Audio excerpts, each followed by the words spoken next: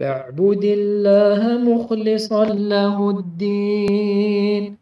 ألا لله الدين الخالص.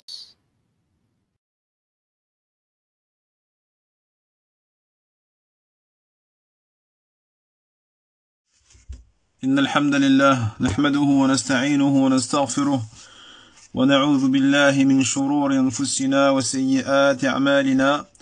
من يهده الله فلا مضل له ومن يضلل فلا هادي له، وأشهد أن لا إله إلا الله وحده لا شريك له، وأشهد أن محمدا عبده ورسوله صلى الله عليه وعلى آله وصحبه وسلم. يا أيها الذين آمنوا اتقوا الله حق تقاته ولا تموتن إلا وأنتم مسلمون.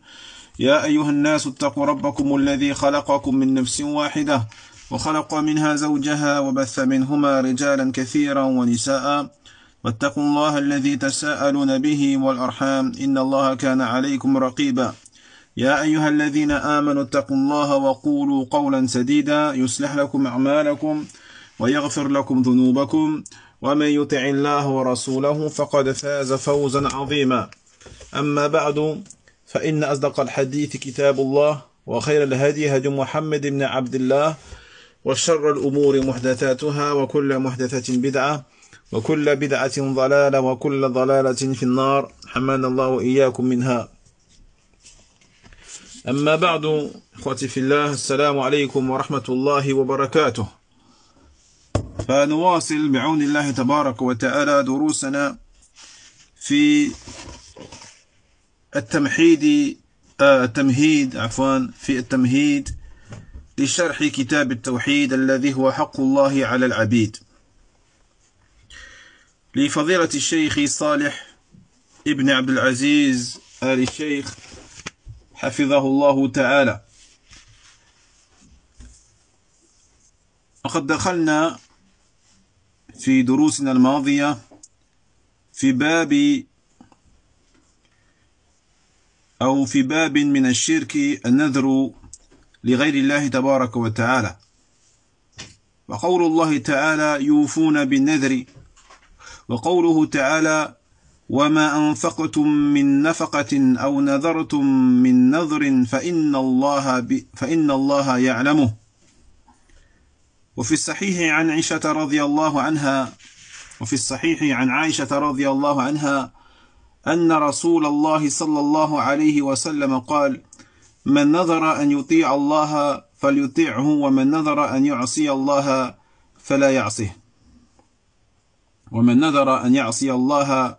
فلا يعصه. طيب،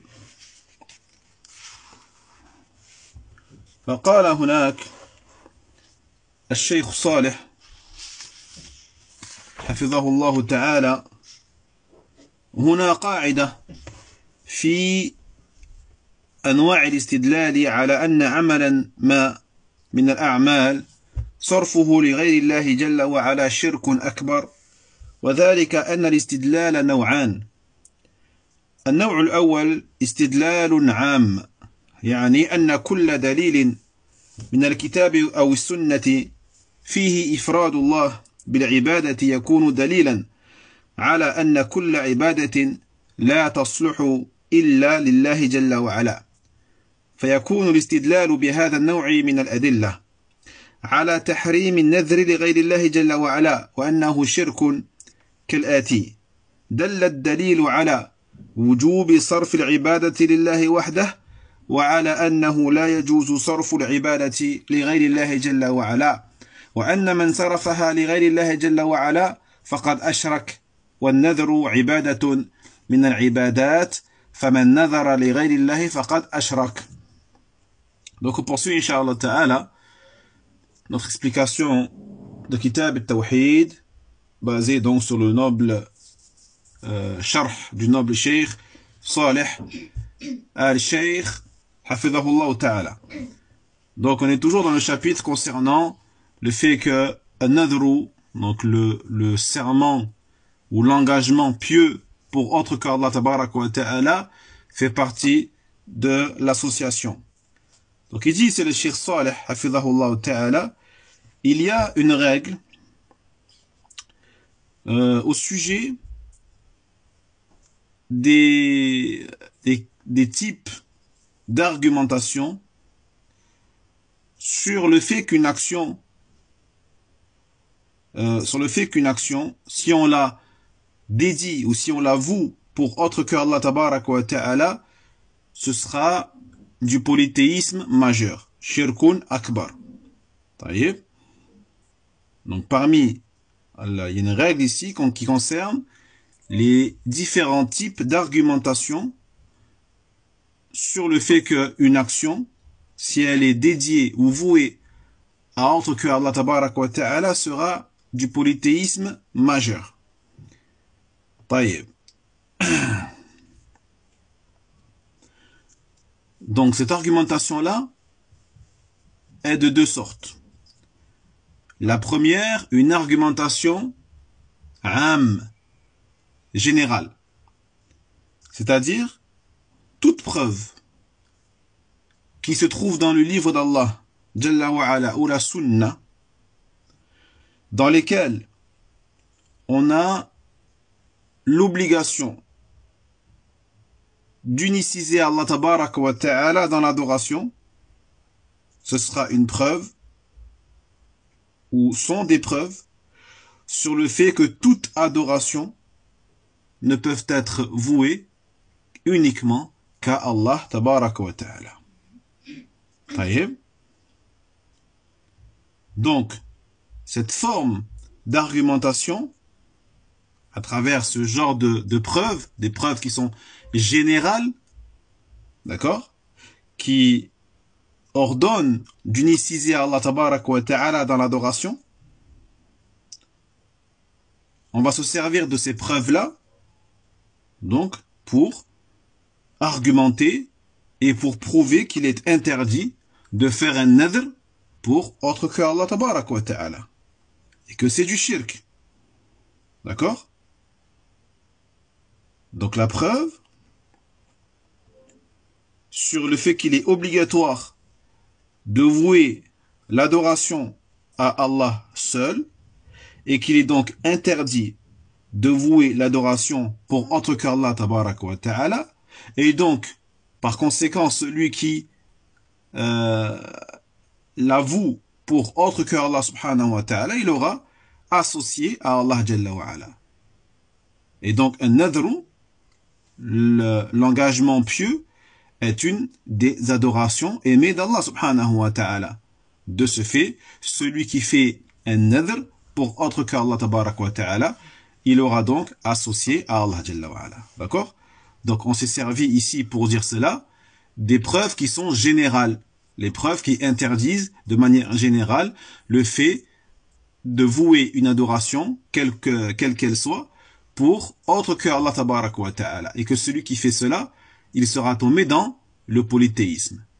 Et donc, étant donné que le nadr est une adoration, il sera donc interdit de vouer un nadr pour autre que Allah tabarak wa ta'ala, et que celui qui fait un nadr pour autre qu'Allah jalla wa ala, il aura commis également une forme d'association. D'accord? Donc là, on s'est servi des preuves qui sont عامة générales. والنوع الثاني من الاستدلال هو أن تستدل على المسائل بأدلة خاصة وردت فيها، كأن تستدل على تحريم الذبح لغير الله بأدلة خاصة وردت في ذلك، وكأن تستدل على وجوب الاستغاثة بالله وحده دون ما سواه بأدلة خاصة وردت بذلك، وكذا في الاستعاذة ونحو ذلك. طيب. La deuxième forme d'argumentation, elle va se faire à travers des preuves qui sont spécifiques. Et qui ont été rapportées spécifiquement sur le sujet précis. D'accord? Comme par exemple, lorsque tu voudras argumenter pour affirmer l'interdiction de sacrifier pour autre que Allah tabaraka wa ta'ala, tu peux te servir donc des preuves qui sont spécifiques au sacrifice pour autre qu'Allah jalla wa ala. d'accord? Si tu veux argumenter, par exemple, pour affirmer l'obligation de demander le secours à Allah et à Allah seul, tu peux te servir donc des preuves spécifiques qui concernent l'obligation de demander le secours à Allah seul. Et pareil pour la demande d'aide, etc., etc. D'accord? Donc on a vu les deux formes ici d'argumentation. On a une forme d'argumentation à travers laquelle on va utiliser des preuves qui sont générales, qui interdisent le shirk de manière générale et qui obligent le fait d'adorer Allah et de vouer toute forme d'adoration à Allah et à Allah seul.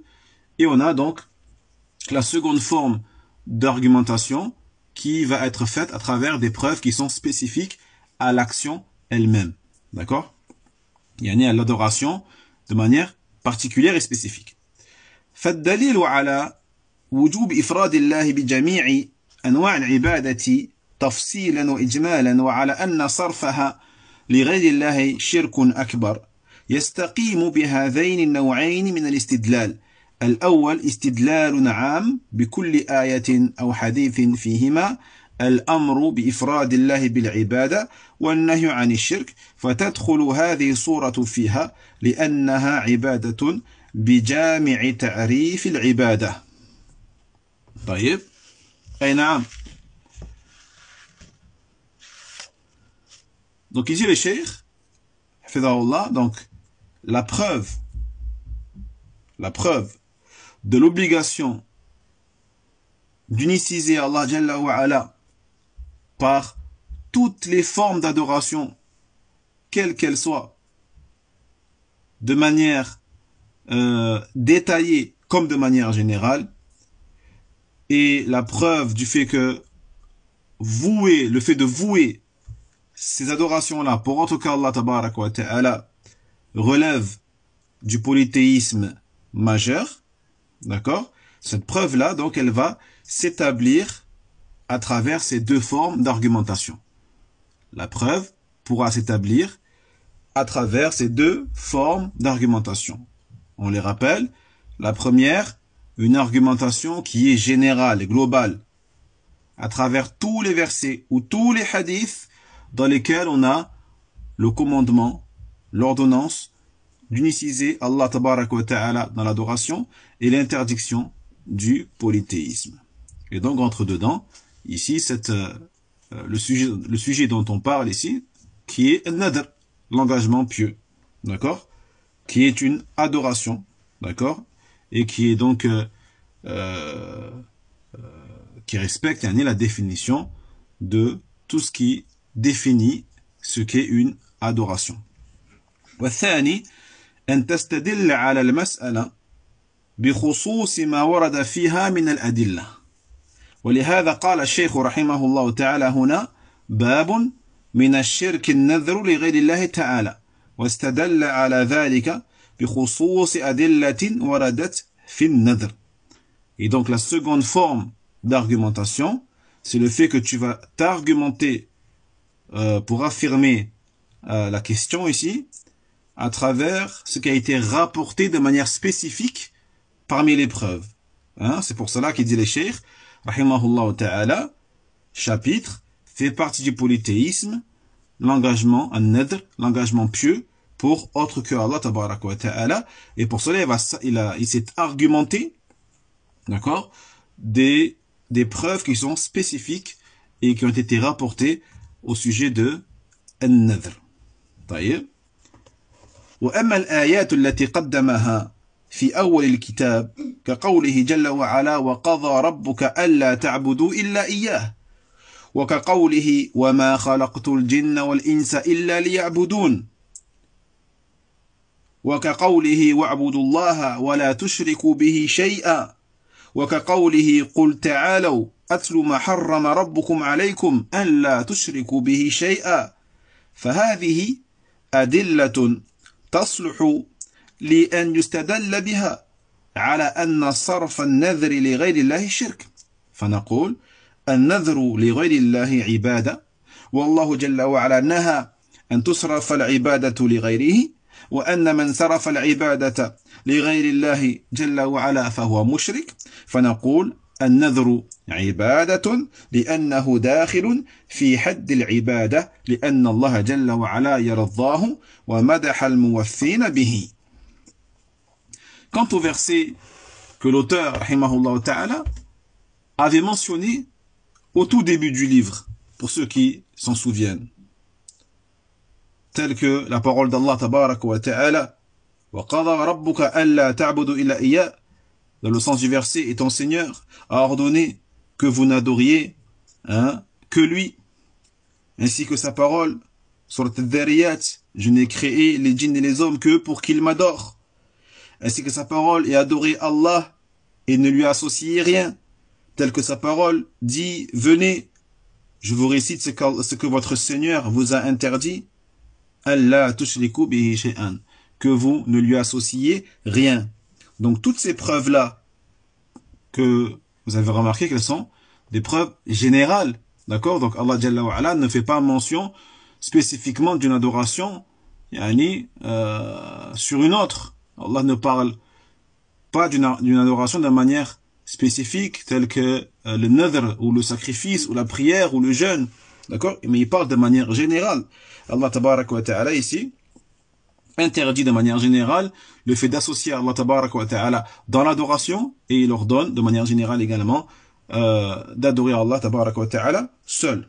D'accord? Donc ces preuves-là, bien sûr, on peut les utiliser, même si elles sont des preuves qui sont générales, on peut quand même les utiliser pour dire que le fait de vouer un nadr, un engagement pieux pour autre qu'Allah Tabaraka wa Ta'ala est du shirk.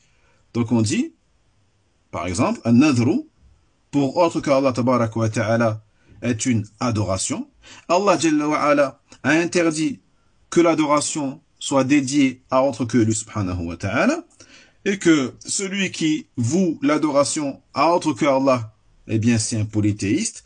Par conséquent, nous disons donc que un nadr, vu que un nadr, l'engagement pieux, est une adoration, et que c'est une action qui est tout à fait conforme à la définition même de l'adoration, car Allah Jalla wa Ala donc l'a agrée cette action, et Allah Jalla wa Ala a même fait les éloges de ceux qui honorent et respectent leurs engagements pieux. Cela nous montre donc par conséquent que toutes ces preuves-là qui sont générales peuvent être utilisées pour cette action de manière spécifique qui est النذر.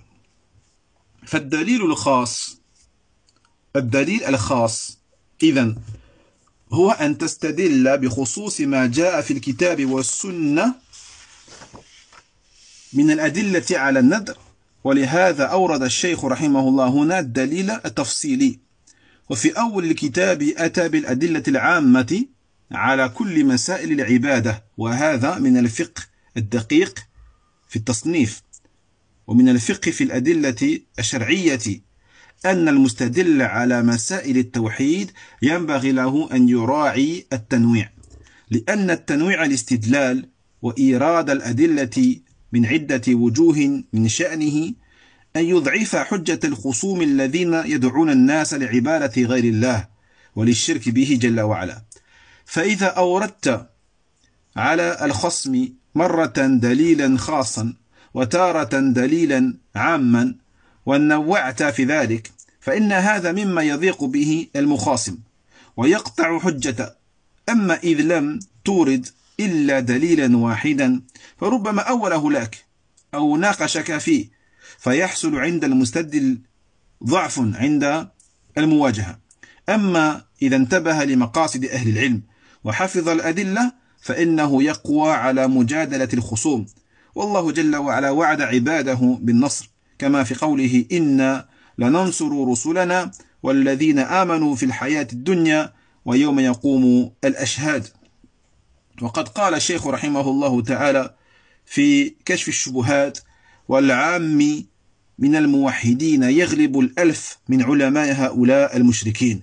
وهذا صحيح، فإن عند العوام الذين علموا مسائل التوحيد وأخذوها عن أهلها عندهم من الحجج ووضوح البينات في ذلك ما ليس عند بعض المتعلمين.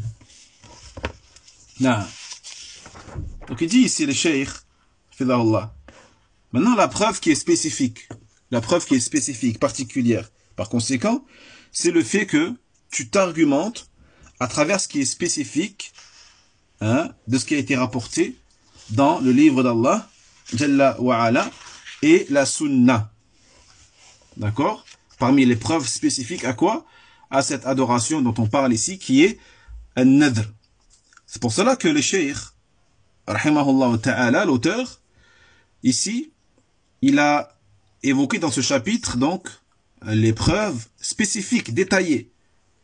Et alors qu'au début du livre, il a évoqué les preuves qui sont générales et qui vont concerner, du coup, toutes les questions de l'adoration, ou toutes les formes d'adoration, quelles qu'elles soient. Et cela donc fait partie de l'habilité ou la maîtrise, hein, de l'organisation de l'auteur, rahimahullah ta'ala, dans son livre et dans son agencement et dans la classification de ses chapitres. Donc fait partie de justement la maîtrise et l'habilité et la compréhension des preuves religieuses, le fait que celui qui s'argumente, hein, celui qui va s'argumenter, qui va argumenter au sujet des questions du tawhid, eh bien, il faut qu'il fasse attention et qu'il prenne soin de diversifier son argumentation. D'accord? Parce que la diversification de l'argumentation et l'effet d'évoquer des preuves de plusieurs manières, de plusieurs aspects, eh bien cela va affaiblir l'argumentation du contradicteur. D'accord? Ça c'est lorsque tu vas discuter, lorsque tu vas vouloir affirmer la vérité face à quelqu'un qui te contredit. D'accord? Donc il dit le cheikh, le fait de diversifier ton argumentation à travers différents types de preuves, cela va affaiblir l'argumentation du contradicteur, qui appelle les gens, par exemple, à l'adoration d'autres qu'Allah tabaraka wa ta'ala, et donc au polythéisme. Donc toi, lorsque tu vas vouloir argumenter contre ce genre de personnes, et donc tu devras de temps en temps évoquer des preuves qui sont spécifiques, mais aussi des preuves qui sont générales. D'accord? Tu dois diversifier ton argumentation. Voyez? Car le fait de diversifier tes preuves, ton argumentation, cela va coincer en fait. Cela va mener le contradicteur à être coincé. Il ne pourra pas répondre à ces différentes formes d'argumentation. Et cela va donc contrecarrer totalement son argumentation à lui. D'accord? Alors que si tu évoques qu'une seule preuve, par exemple, tu viens avec une seule preuve, une preuve qui est générale ou une seule preuve même qui est spécifique, il se peut qu'il va interpréter ta preuve. D'accord? Il va prendre ta preuve et il va te donner une interprétation qui va aller dans son sens. Ou alors, il va prendre cette preuve-là et il va commencer à débattre et à discuter sur le sens ou le tafsir ou l'explication de cette preuve-là. D'accord? Donc du coup, le fait que tu ramènes qu'une seule preuve ou qu'un seul type de preuve, cela va en vérité t'affaiblir dans ton argumentation face au contradicteur.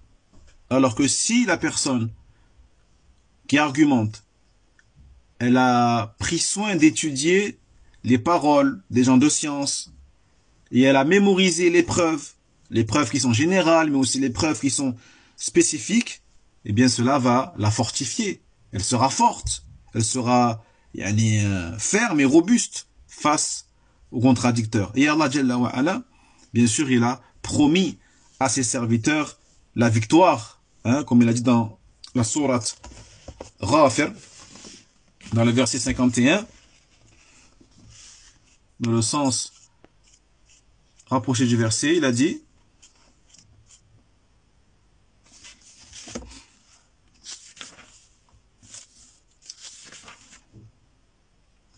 nous faisons triompher nos messagers et ceux qui croient dans la vie d'ici-bas, ainsi qu'au jour où les témoins se dresseront. Donc ici, l'auteur, rahimahullah ta'ala également, il a dit dans un autre livre connu qui est Kashf al-Shubuhat, il a dit l'ammi. Donc l'ammi, c'est une personne de la masse. D'accord? Une personne de la masse qui n'a pas beaucoup de science. Mais il dit malgré ça, al-ammi, donc la personne de la masse, parmi bien sûr les monothéistes, eh bien, est victorieux contre 1000 savants des polythéistes. D'accord? Al-ammi, parmi les monothéistes, eh bien, il est victorieux même s'il se trouve face à 1000 savants parmi les polythéistes. Et ceci est véridique. Ceci est véridique. Parce qu'il y a chez, justement, l'awam, chez les gens de la masse, qui ont appris quand même les questions du tawhid, et qui les ont prises des gens de science. Ils ont des preuves. Ils sont armés d'argumentation et de preuves et d'arguments qui sont clairs et évidents à ce sujet-là, alors que certains parmi al-muta'allimoun, parmi ceux qui se prétendent étudiants en sciences ou autres, ne posséderaient même pas. D'accord? Donc, ce qui est important ici, c'est de s'armer de preuves et d'argumentation et de diversifier aussi son argumentation. Là.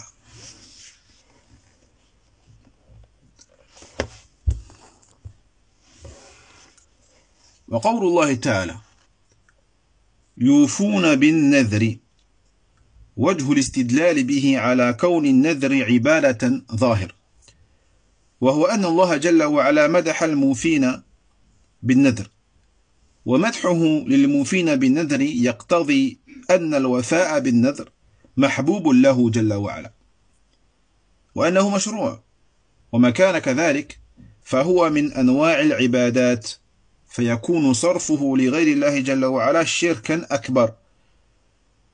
Donc la première preuve citée par l'auteur ici rahimahullah ta'ala de la sourate Al-Insan, yufuna bin nadri, ils honorent l'engagement pieux, an-nadr. Donc ici l'argumentation à travers ce verset là sur le fait qu'un nadr est une adoration, elle est claire, l'argumentation elle est claire, elle est évidente, et qui est le fait que Allah tabaraka wa ta'ala dans ce verset il a fait les éloges, il a fait les éloges, il a complimenté ceux qui honorent leurs engagements pieux. D'accord? Et le fait qu'Allah Jalla wa Ala fasse les éloges de cela, eh bien, cela implique que le respect d'un nadr est une chose qui est aimée d'Allah subhanahu wa ta'ala. Si Allah Jalla wa Ala a fait leurs éloges, ça veut dire qu'Allah aime cet acte-là. D'accord? Et qu'il est légiféré, bien sûr. Naam. Et cela nous montre, par conséquent, clairement que an-nadr fait partie des différentes formes d'adoration aimée d'Allah subhanahu wa ta'ala. Et donc, le fait de l'avouer pour autre que Allah Jalla wa Ala relèvera du polythéisme majeur. وكذلك قوله وما أنفقتم من نفقة أو نذرتم من نذر فإن الله يعلمه فإن الله عظم النذر بقوله تعالى فإن الله يعلمه وعظم أهله وهذا يدل على أن الوفاء به عبادة محبوبة لله جل وعلا. Et également le verset d'Allah, donc le deuxième verset mentionné par l'auteur ici, rahimahullah ta'ala, de la sourate Al-Baqarah. Dans le sens rapproché à Allah tabaraka wa ta'ala, il dit: quelque aumône que vous fassiez, quelque vœu pieux que vous formuliez, Allah en a parfaitement, ou Allah en est parfaitement savant. Allah en est parfaitement savant. Taïe.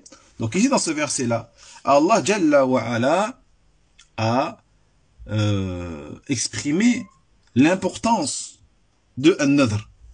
Et cela à travers sa parole, فَإِنَّ اللَّهَ يَعْلَمُ. Allah en est parfaitement savant. Donc Allah Jalla wa Ala aussi, à travers cette parole, il a montré, il a élevé la valeur des gens justement qui honorent, d'accord, qui honorent leurs serments ou leurs engagements pieux.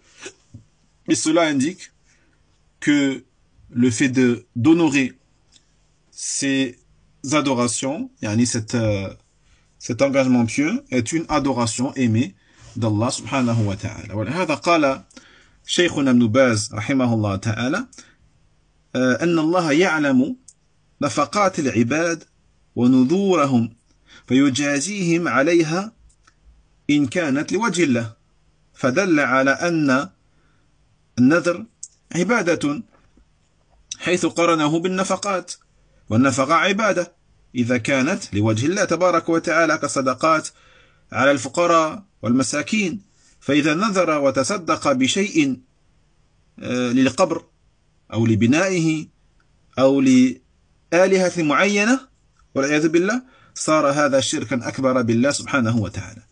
Il dit le Cheikh Ibn Baz, rahimahullah ta'ala. Donc le fait qu'Allah tabarak wa ta'ala dans ce verset, il dit qu'Allah il est parfaitement savant des aumônes des serviteurs et de leurs engagements pieux. Taïe, cela nous montre qu'Allah tabarak wa ta'ala les rétribue, les récompense pour ces actions-là, qui sont les aumônes et les engagements pieux. Bien sûr, si elles sont faites pour le visage d'Allah tabarak wa ta'ala. Et ça prouve donc que an-nadhr est une adoration, encore une fois, du fait qu'Allah Jalla wa Ala également l'a associé avec les aumônes. Donc le fait qu'Allah Jalla wa Ala l'a associé avec as-sadaqat, les aumônes, nous montre que an-nadhr ici est une adoration. D'accord? Donc comme l'aumône est une adoration lorsqu'elle est faite pour le visage d'Allah tabarak wa ta'ala, comme le fait de faire des aumônes en faveur des pauvres et des nécessiteux, d'accord? Donc si la personne elle fait un nadhr ou fait une aumône d'une chose, même si elle est minime ou infime, pour une tombe, pour un mausolée, pour des divinités particulières, hein, eh bien cela deviendra du polythéisme majeur et de l'association en Allah subhanahu wa ta'ala. Naam.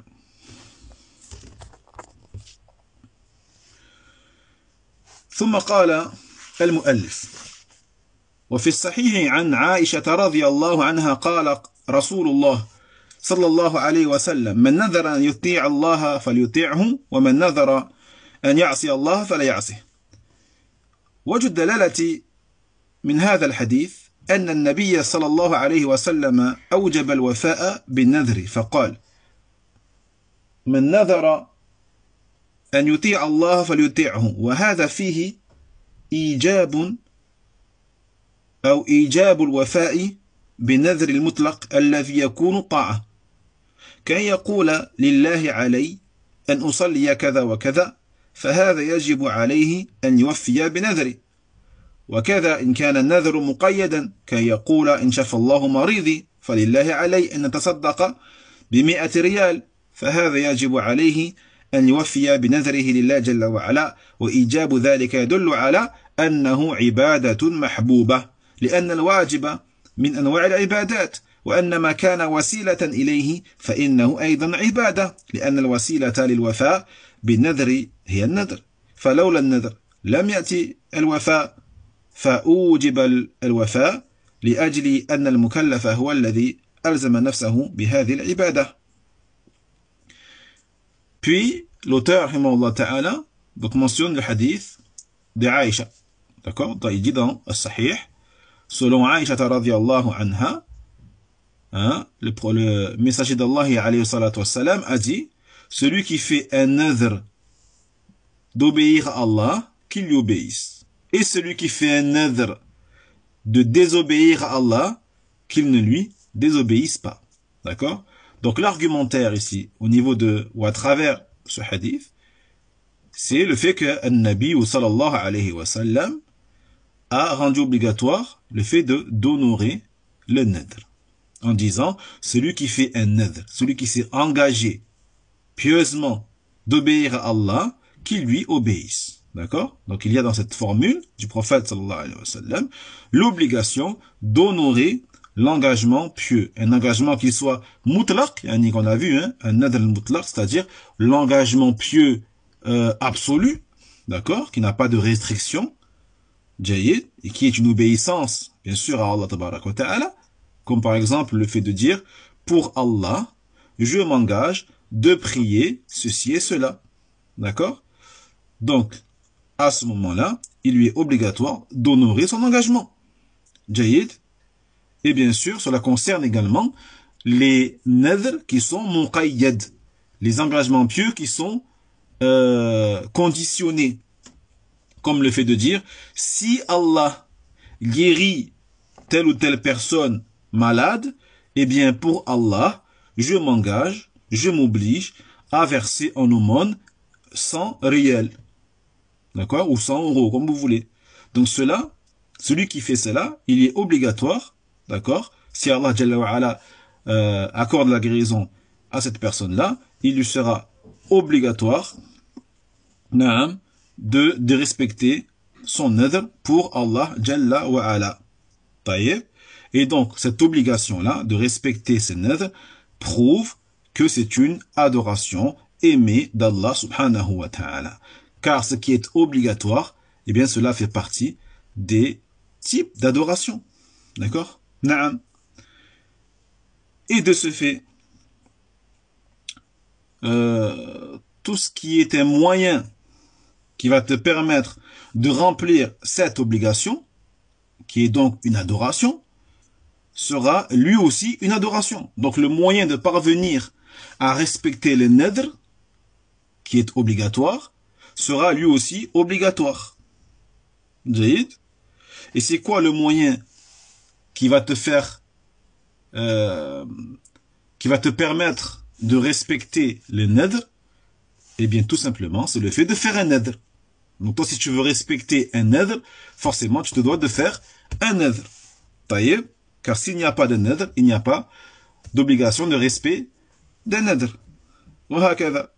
Donc, lorsque la personne fera un nadr, il lui sera obligatoire de l'honorer, car al-mukallaf,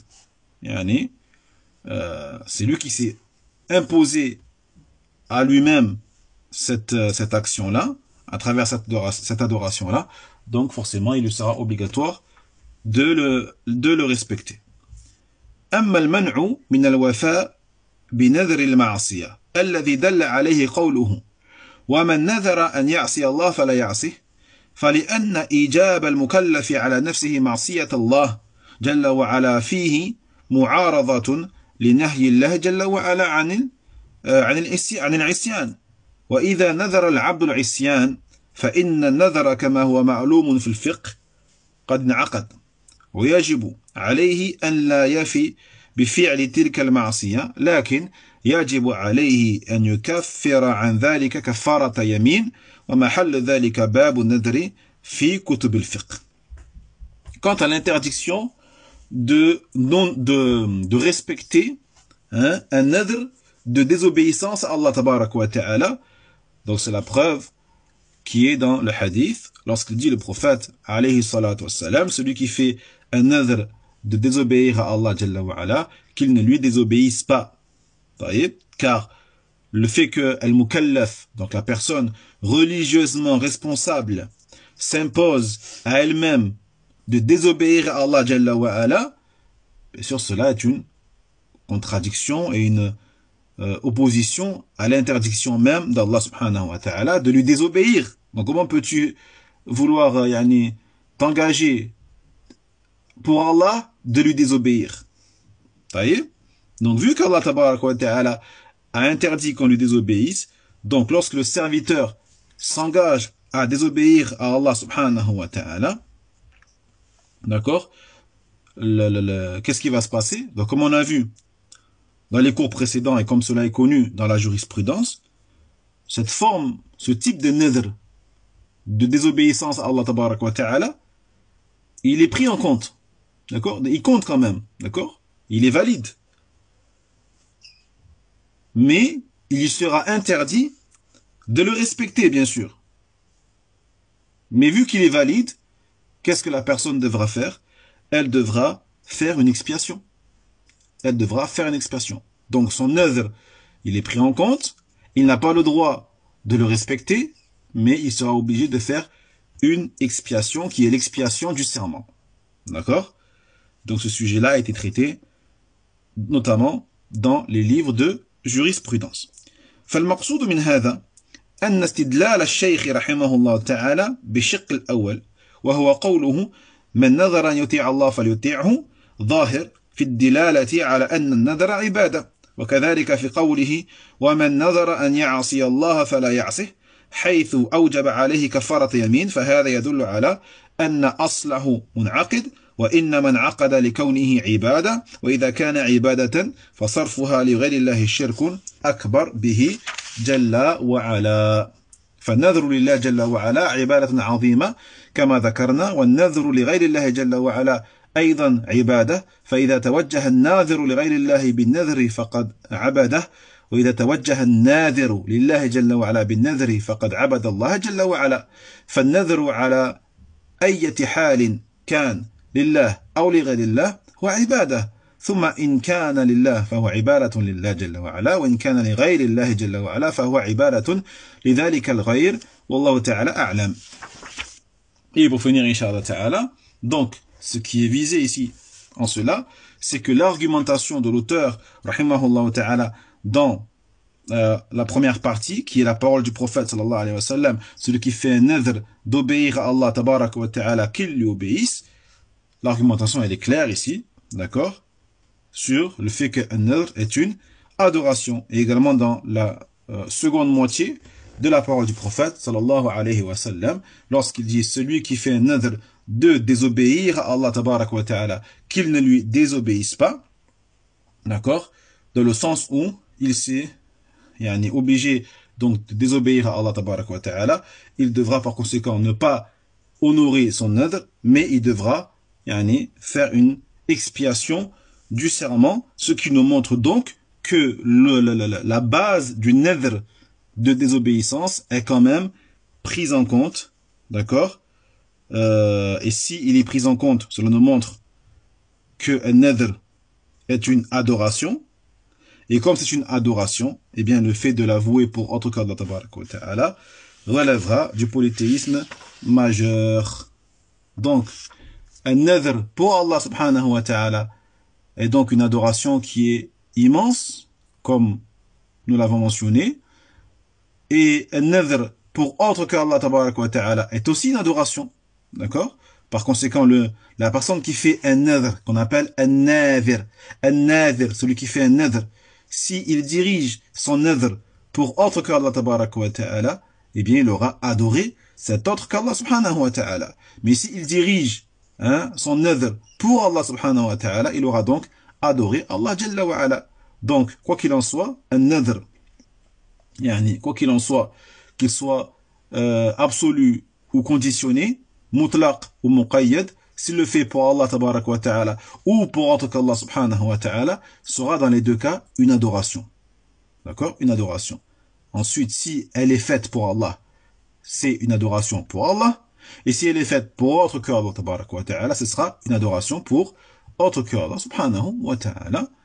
Wallahu ta'ala a'lam. Naam. Donc on s'arrête là, Inch'Allah ta'ala, pour aujourd'hui. La semaine prochaine, on mentionnera les points essentiels de ce chapitre, bi'idhnillahi azza wa jalla, avant de passer au chapitre suivant. Barakallahu fikum, wal ilmu indallah, wa akhiru da'wana, anilhamdulillahi rabbil alamin, wa sallallahu ala nabiyyina Muhammadin, wa ala alihi wa ashabi ajma'in, wa sallama taslima. Barakallahu fikum, wassalamu alaykum wa rahmatullahi wa barakatuh.